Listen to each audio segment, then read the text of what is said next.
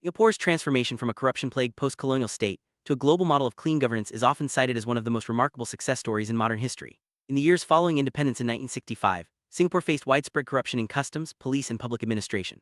However, its leaders recognized that corruption was not just a moral issue, but an existential threat to the nation's survival and economic future. Embedding anti-corruption efforts into a broader development strategy, Singapore's government implemented strict enforcement, empowered institutions like the Corrupt Practices Investigation Bureau, and established a culture of meritocracy and accountability.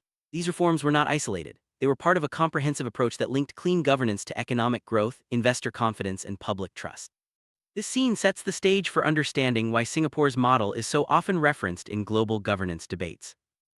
Contrast to Singapore, Egypt's struggle with corruption is deeply structural and intertwined with its political and economic systems. Corruption in Egypt is not just about individual transactions, it is embedded in the relationships between political power, security institutions, and state-owned enterprises. Military-linked firms operate with regulatory advantages, limited transparency, and often outside standard audit regimes. This creates significant risks: regulatory asymmetry, conflicts of interest, and a perception of enforcement immunity. Despite some digital reforms and administrative changes, Egypt's enforcement remains selective and public trust is low. The dominance of state and military-linked enterprises blurs the lines between regulator and market participant, making meaningful reform especially challenging. Understanding these complexities is crucial before considering whether Singapore's model can be adapted to Egypt's unique context.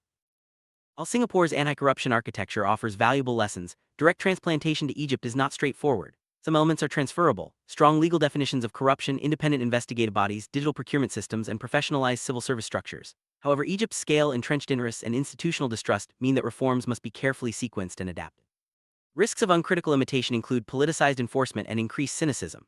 A pragmatic roadmap for Egypt involves short-term transparency reforms, medium-term legal empowerment and civil service changes, and long-term efforts to build judicial independence and civic oversight. International partners can support with technical assistance and conditional financing, but domestic political will remain essential. Ultimately, Singapore's experience shows that anti-corruption success is possible, but only with realistic goals, strong institutions, and sustained commitment tailored to local realities.